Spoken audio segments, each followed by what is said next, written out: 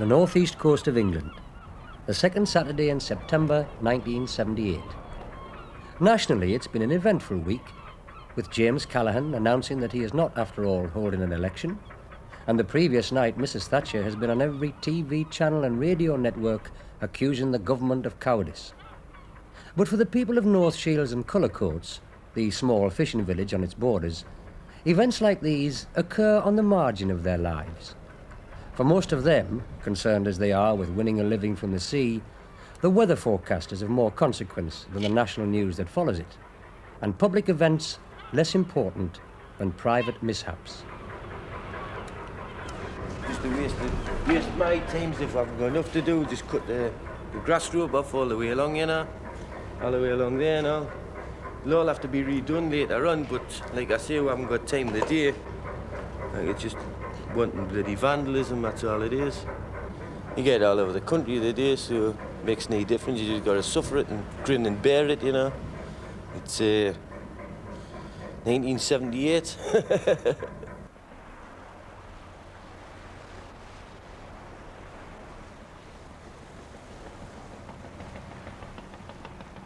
Cullercoats Harbour, early Saturday morning, the 9th of September. Cullercoats was once the busiest coble fishing village on the whole of the northeast coast, and source indeed of the folk song that introduced the television series When the Boat Comes In. Today, it's a commuter suburb for Newcastle. 10 years ago, it lost its last symbol of an independent seafaring existence, a full-size lifeboat. And Jeff Nugent's coble, Flying Spray, is one of the few boats left that regularly uses the harbour. We normally kick off about 9 o'clock. Well, it's too late to catch decent fish. It's early enough for the lads to get down after a night on the drink, I think. A good night on for the salmon. Talking about he's trying to get a Scottish nationalist on his side. The flat rejected him last night, according to the way they say. It hasn't affected the price of the lobsters yet, so I'm not worried. What's the price of lobsters now, like? It varies. It's around about £2 just now, like. £2 a pound? Well, that's what we get, like. Quite a lot of the lads come out regularly, these lads, and they have, within their social clubs, they have a fishing club. And they just ring me up and organise themselves in a group of 8, that's what I take in the boat, to have a day's fishing. There's a big fish here, you see that white bit there? Get the knife, you know, see? There you go, put it in there. Depending on the sort of day it is, to tell you what sort of lures they use, whether they're using bait, what kind of bait they're using, or whether they're using, like this lad here that's catching all the fish. Come on, keep on going. That's it, poke them in. Come on, catch it in. He's just got another one there. They're looking for cuddling. I've caught 1 or 2 there now. I'll get my thing. Be a £4 after.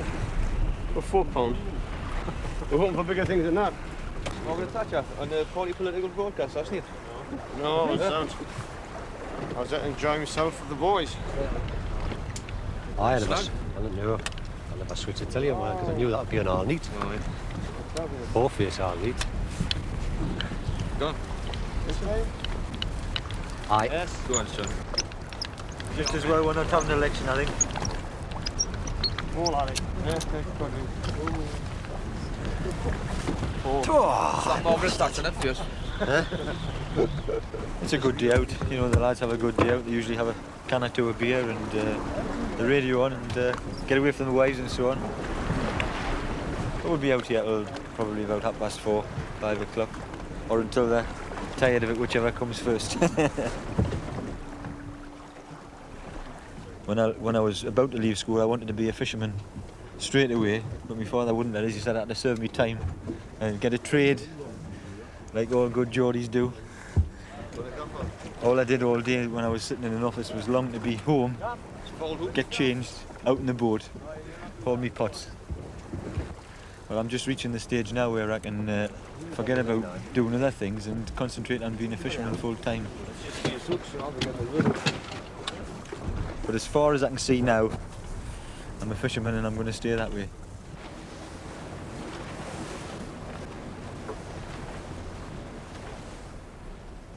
Because it's a Saturday morning, another Cullercoats fisherman, one who, unlike Jeff Nugent, has been forced to make fishing a part-time activity, is also out at sea.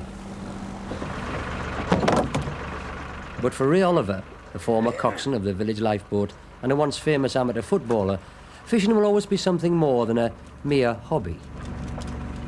I'm just doing it on a part-time basis just for the boat's sake. I mean, the boat's got to be put in the water, and it's been my life. Yes, it's been my life. Especially also with the lifeboat. When the lifeboat went away in 1969, it was a big disappointment. Like. That was my alley, I'll tell you. That was my trade. I mean, there's different ones told. Football-wise, I could have made the grade, but still, it would have been a big wrench for me to leave Cullercoats and the lifeboat and the fishing. I played at Wembley 5 times. Twice for England and 3 cup finals. But there was no chance of me leaving Cullercoats. And if you're just joining us, this is Tony Adamson with the Sports Report headlines. Liverpool make it 5 successive wins at Birmingham. Nottingham Forest beat Arsenal, their first league victory of the season. Coventry City win again, but West Bromwich Albion are held to a home draw by Norwich. Reports and interviews coming up, but first we're going to interrupt proceedings for a moment for a gale warning from Richard Clegg. Attention all shipping, the Meteorological Office issued the following gale warning to shipping at 1650 BST today. Tyne, Dogger, Humber, Lundy, Fastnet. Southwesterly gales, force 8, imminent. Irish Sea, Shannon, Rockall, gale, force 8. Well, the day was all right, but the fish wasn't much good. There was only 1 or 2 caught. 4.5 pound was the heaviest. Nothing exceptional, although there never is when we gone fishing. A lot of wind though. We've had to keep inside out the wind, you know. The lads are happy though, they've had a good day, they've enjoyed it. Could have been worse, it could have been raining all day. Not too bad. Oh, it's been a little bit windy, I think. Fishing's been terrible. 20 or 30 fish. Not a lot. Not between 8 people, let's not between 8 people. Doesn't pay for the beer. Never mind. New gale warning, Sunday the 10th of September. Security, security, security. All ships, Cullercoats radio. Cullercoats radio. Cullercoats radio. 40s, Cromarty, 4th, Tyne, Dogger, Humber. Gales force 8, now veered westerly. The high winds mean that few boats leave North Shields harbour. Sunday becomes a day for repairs. Not that Ollie Alcock has much choice. Trying to establish himself as a trawler skipper, he's bought what is almost certainly the smallest trawler in port, and one which needs constant attention. It's not been to sea now for a fortnight, but he's hoping that in the coming week he can clear the mouth of the Tyne and start earning some money. But at midday on a Sunday, all work on Tyneside stops for the liveliest drinking session of the week.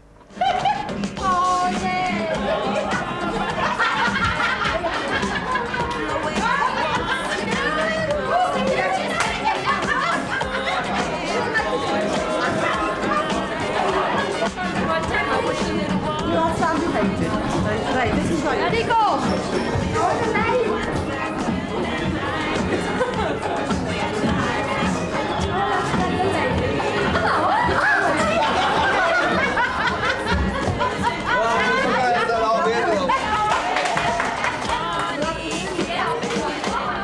The forecast is very bad at the moment. Westerly gales. So just get up in the morning, see what it's like. It's not looking very promising, like. You never know what tomorrow fetches. Can be fine 1 minute and rough the next, you know. I'm already here though at the moment. Got the blue. Tomorrow never comes, the saying is, you know. Oh, backwards! Backwards! You see Holocaust on the telly, haven't you? Aye, You see how many the Germans got away with killing 5 million Jews or something, and they're still walking about Germany today. They're all rich businessmen now. Well, you know what? They reckon the Germans were hypnotised into that. But who unhypnotised them when the war was over to get them back to normal?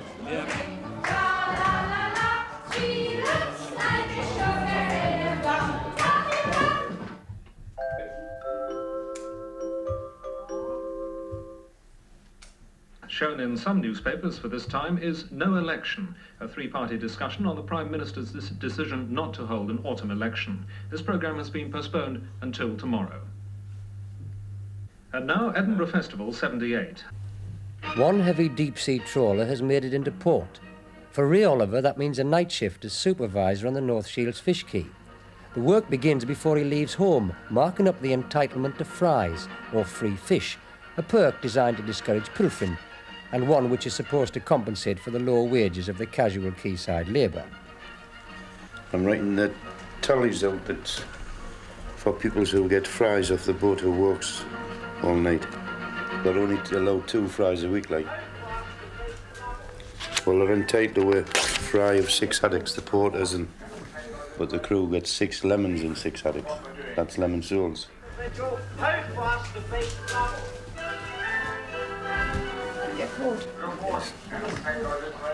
Well, I don't really like night shift at all.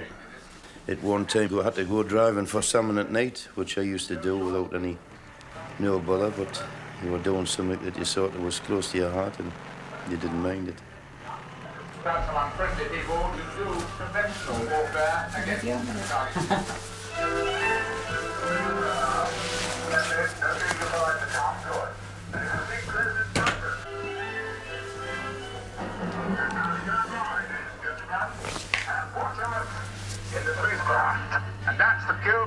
No, I don't like it at all.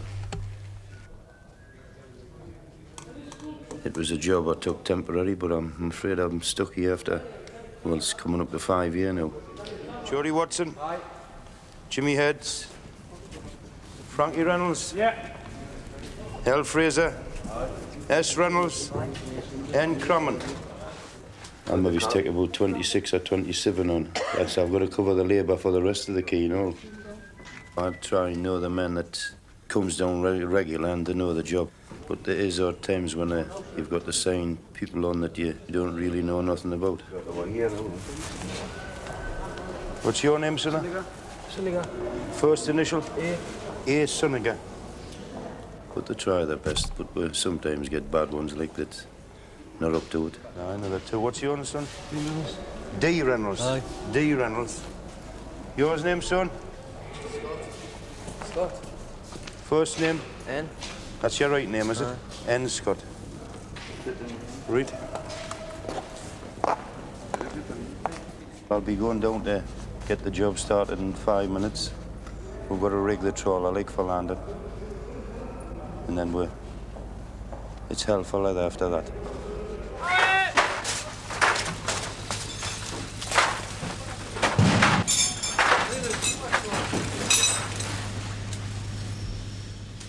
It's just over the £8.50 or something like that for a night's work. Plus the 6 haddocks, like what they get. There's some men that's got jobs, comes down also, works like, but the majority is men that signs the dole. But still they lose their dole by coming down and working. They've got to tell the dole that they have work. There's a lot of people unemployed, like.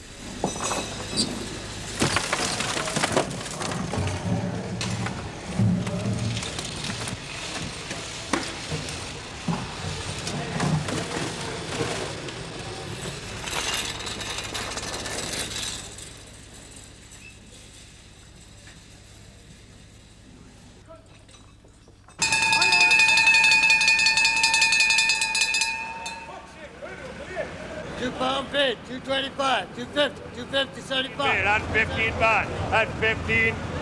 Rush group, 12 bucks. On you go to cuts, come here. 325, 325 bid, 50, 350, 350 bid, 350, 350. 20 more, you're out. 21, 21. That's 21, 25, 350. What's you want, George, has it? Tom Hadaway.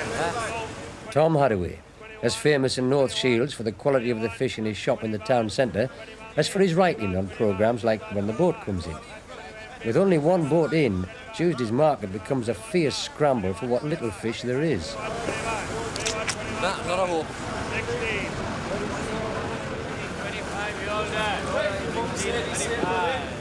I began by being a fishmonger stroke playwright, and I hope to become playwright stroke fishmonger. Yes. 775. 8 bid. You can't sort of recreate a fish market on a stage, you know. I've thought of that, like, but you can't get bogies and boxes and people wheeling around on the stage. I think a fish quay is a place where working class lads can sort of gravitate to and carve themselves out a career. Here, a lad can sort of quickly get up from the bottom and make himself a boss. It's an area of about 300 or 400 self-employed little bosses who dictate the terms of their own life and their own existence. 50, 22.50, 75, 23, 23, 25, no. 23, 25. With an extrovert wit to match his hat, Spike McCall is sometimes dismissed as a cowboy by more old-fashioned fish merchants, but he's one of Tom Hadaway's fish quay heroes. He arrived there with only a filleting knife as sharp as his wits, and by filleting nearer the bone than his rivals, has built up a business which employs a dozen young men. For these lads, North Shields Fish Quay has become one of the few places of opportunity in a region where opportunities don't exactly abound. Work is hard to come by when you're fresh out of school these days, especially in the northeast. Aye. I bought these this morning, I'm not earning a bean out of these, man. No. Not a bloody bean. What do you... Wasted time, man, what kidding. Yeah. You've got to buy a bit of work for the lads, you know what I mean? Aye. Because they're just content they want to be in the pub, if they've got nothing to do, you know what I mean? Yeah. There's Jackie there, well, he wants to go and tend his pigeons and that. Aye. He's got him a little bit to keep him here, Tom. Yeah. There was a bloke saying to me this morning, he was saying he had a bit of cod, you know, last week. Well, he said it was all soft and watery and no taste, you know? Yeah. I said, well, it was probably an inshore fish, caught right off the piers there. Yeah. It got no taste. I mean, you've got to go up to Faroe, Iceland, yeah. and the water's cold, yeah. to get a nice bit of tasty fish. Yeah. Haven't you? Yeah. Gilbert! A moment. Andy! Hello, Andy! Andy! Yeah. Them days, you know, Tommy used to come here and get to sell maybe 10 bob or £1 a box for it. And it was only cod and haddock they saved. I mean, they used to toss overboard dogfish, yeah. whitings, yeah. just cod and haddock, and that was it. Well, you made a very poor living. Mackerel, you take mackerel. I mean, who in the northeast of England used to eat mackerel 10 years ago? Nobody. Nobody. Nobody. I never had it myself about 3 years ago. No. The bloke walking here one day and he had a bit of smoked mackerel. He says, have a go at that. I says, no, I'm not eating that. Poison them, man. Yeah. Yeah. He says, have a go. So it was beautiful. Lovely, man. Well, that's no doubt about it. It's a good fish. Yeah. I mean, look at the things that's happening around here now. There's lads selling stuff to France and Germany and Belgium and Spain, you know, undreamed of, like... Hello? Hello? Who is it, please? Ken, I can't find Andy. It's George. No, then.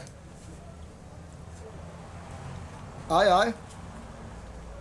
Well, there's no fresh, Ken. We've had a gale of wind, mate, the last 3 days. Are you all right for fish today, Ken? Yeah. OK, I'll tell him to pick it up. If you leave it in the freezer, Ken, Aye. OK, mate. Ta-ra now.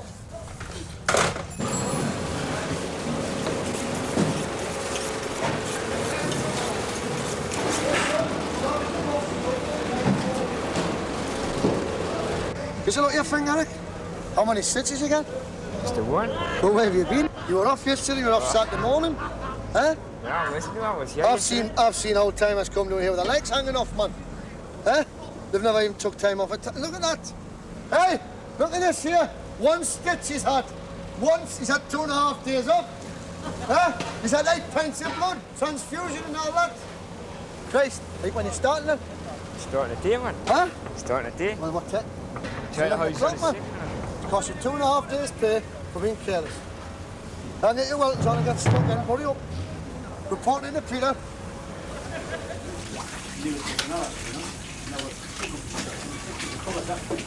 So I've had guys here who can, within about 3 or 4 weeks, they fill it like a veteran. You have some other guys here been here 2 years and they'll never be any good. Never be any good. I love to see a good filler. I think that's magic.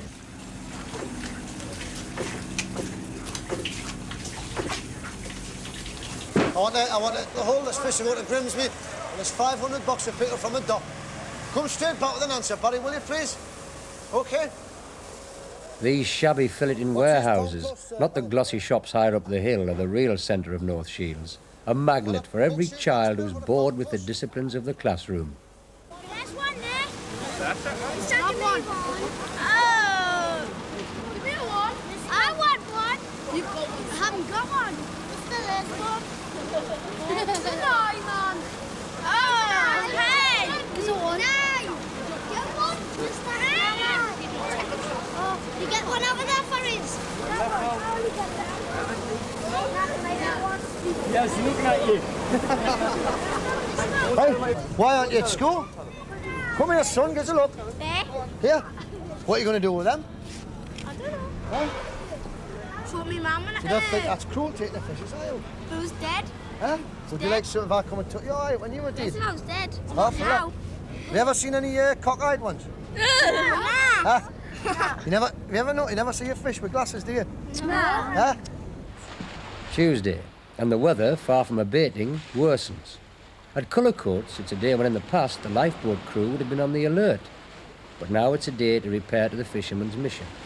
The wind will remain a strong northwesterly tonight on the northeast coast, but elsewhere it'll gradually moderate. And that's the forecast.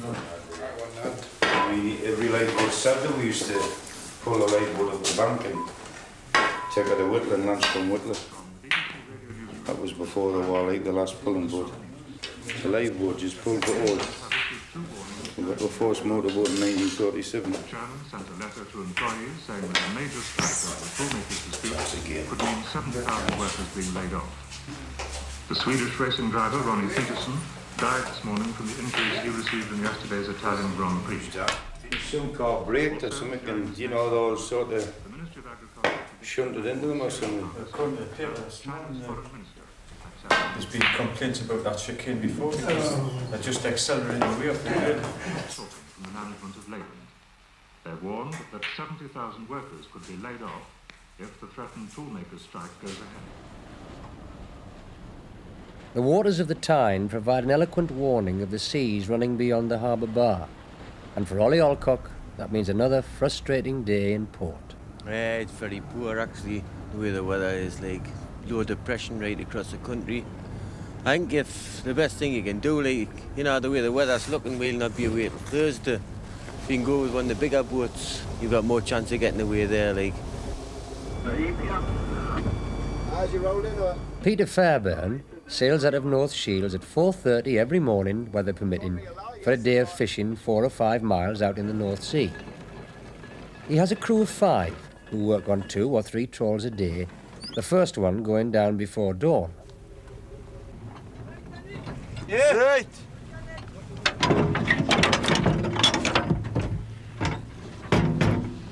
Yeah.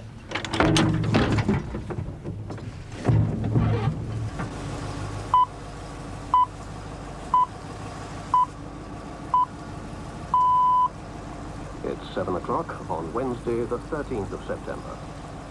The threat of a walkout by thousands of Leyland toolmakers has been averted with the decision of their union not to expel the rebels of the SU carburetor factory. There's to be no parole yet for John Stonehouse. Here with the details is Peter Dawson.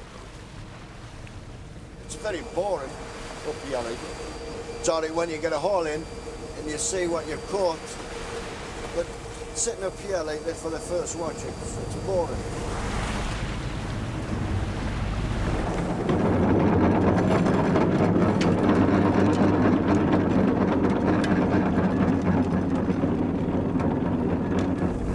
A fortnight ago, there was a kind of few prawns getting caught where we are now, like, you know. But these last few days, there hasn't been many. But we're hoping with the way the wind is, like, we might get a few.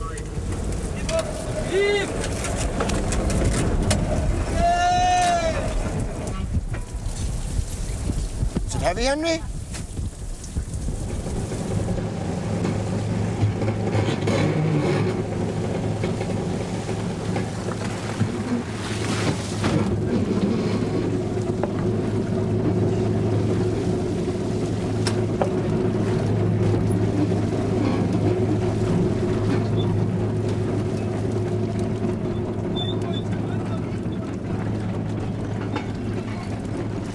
Oh, it's very poor, that. It's plenty of bulk, like, you know, but it's a lot of just crap. There's no prawns at all. We couldn't stop on that. That's no good at all. We'll have to shift to our ground, you know, just tow on another bit of ground. See what else we can catch. But I thought there would have been prawns there, but there's not. I don't know what we'll get out of that, like, you know, once we get picking and sorting that out. But it's not a great lot. We'll have to do better than that.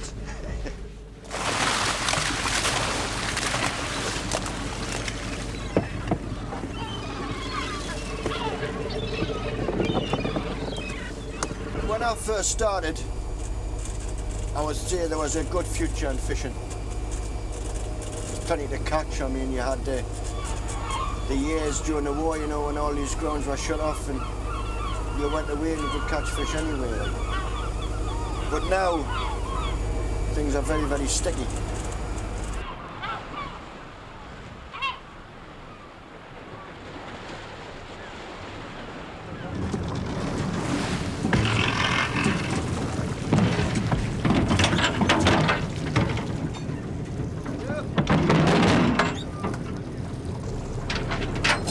Well, it looks like we've got something heavier. I don't know until the net comes to surface. Maybe all right. I'm just hoping it's not a bag of mud. I'm hoping it's prawns. No, I just hope that I've hit on the right place, that's all, like, you know. This is the only time I know is when the net's coming up. Anyway, I'll pay attention now, just to see.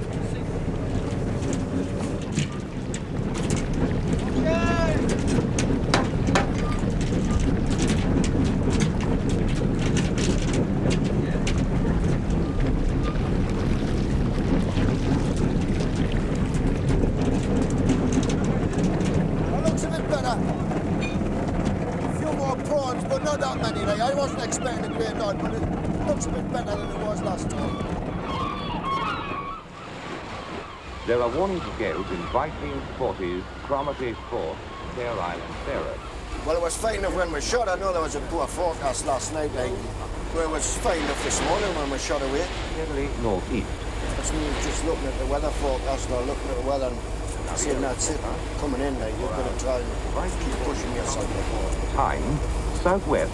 Increasing 6 to gale 8. Sometimes you can't believe them. I don't know where they get the forecast from, but sometimes you can't believe them. I think if you left it the forecast to more or less go to sea, you would never throw a rope off the quay, like you would be always landing in the quay. So you've got to take no notice of him if you want to live him. Sometimes he's right. More times than enough he's not.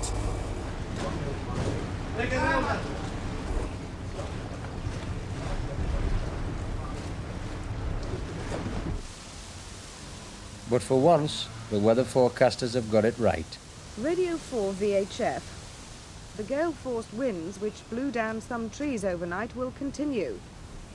The wind will be strong to gale force, west to southwesterly. A corner shop on the Ridges estate, a massive anonymous post-war council development close to the centre of North Shields. Yes.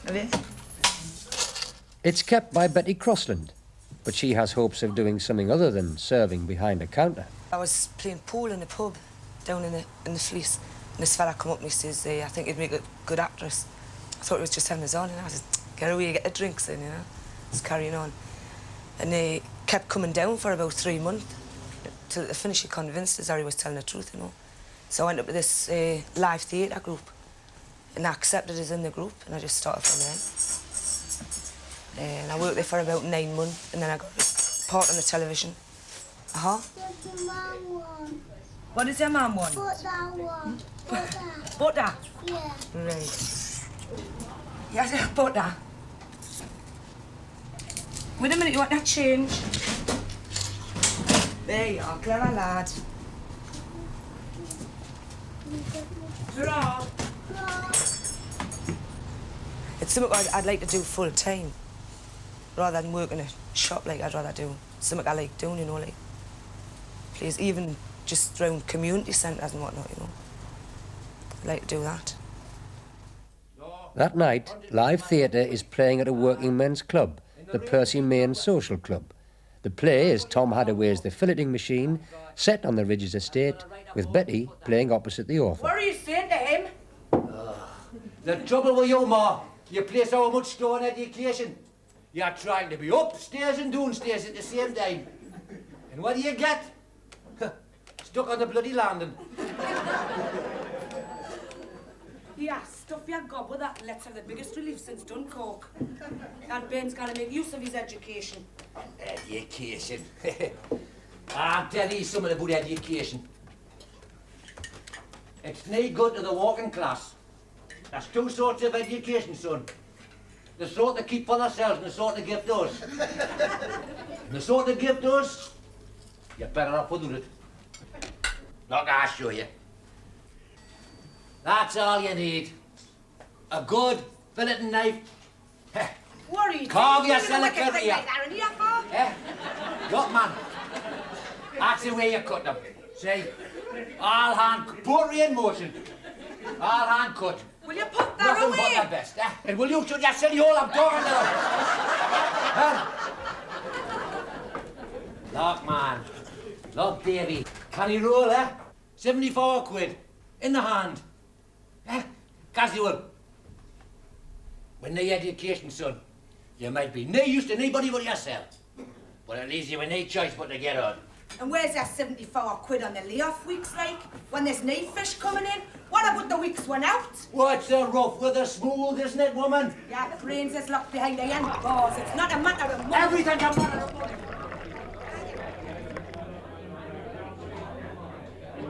But the worst of it was, now, the ones at the bar were yapping, saying, shh, it's a plate, shh, it's a plate. And that's all you could hear all the way through it. And then somebody else was saying, will you shut up? And then Johnny Stark said, well, what's going on here, like? He thought you were really serious, like. I know. So we're arguing, saying, get them out, what they're doing here, you're not letting them argue in the pub, or you get them out. Tell them to get outside. And it finished, you know what, when the play was finished, he just flagged it with that. Straight over on the stool. Sat on the stool and it went straight over, it was out like a light. I thought, why couldn't you do that in the beginning? It would have saved us a lot, wouldn't it? Well, it would have showed we're up, man. Would have done.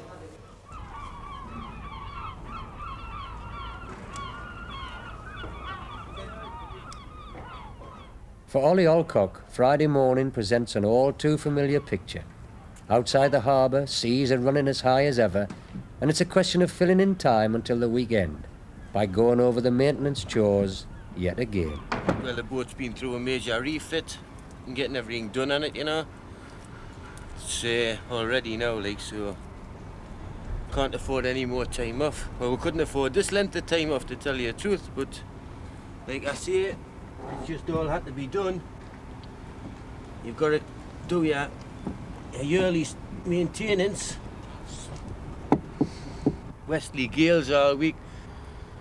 Tides is making all the time, so I think you'll have about another 2 or 3 days before this depression gets over for us to get away, you know. Of course, the bigger boats is getting away, like I say, but a small boat like this, you haven't got much chance of getting away every day, not like this weather.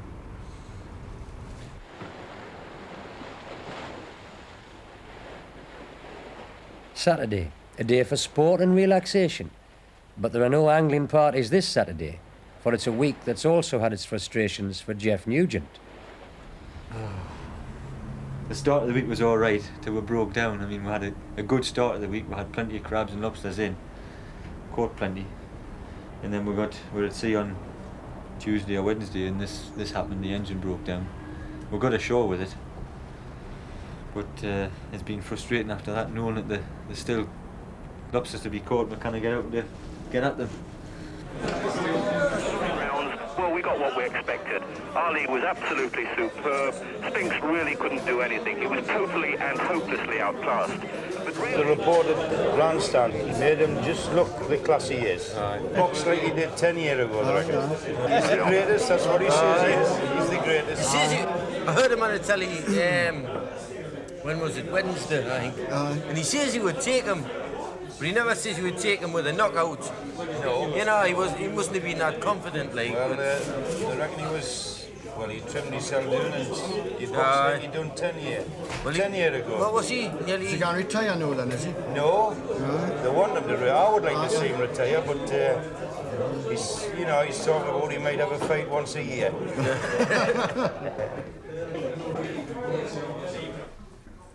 If we're there for 7 o'clock, so if we leave about 10 to 7? And we're meeting him upstairs. Yeah. We'll have a drink first, I think. Right, fine. So, don't hang about.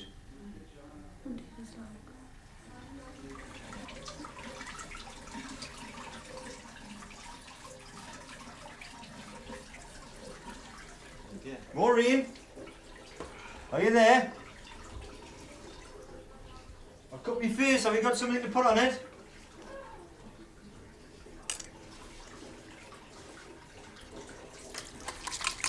I think she's deaf. Maureen!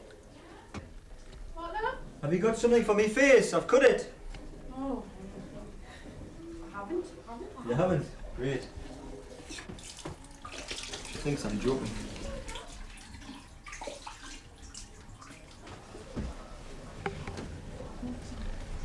Oh, great. I'll do. Stick it on. What's that? Just a bit of cream. Do I need Just that one- on? No, just no. clap it. No, lick it. On? I'll do. Thank you. You look beautiful. Can I go out like that? That's great, that. I've missed a bit, oh dear me. I missed a bit. You let me in, never look, but... At the Crescent Club Cullercoats, it's the most important day of the year, the judging of the leeks. Although few of the fishermen members grow leeks, they go along at night to admire the prize-winning vegetables. Clear evidence of horticultural catches that didn't get away. Are you going to fetch us one of you? Well, if he can grow them, Billy was a baker. And if he can grow them, you can. We, me? Yeah. You're joking, aren't you? I'm bloody fisherman, not a farmer, man.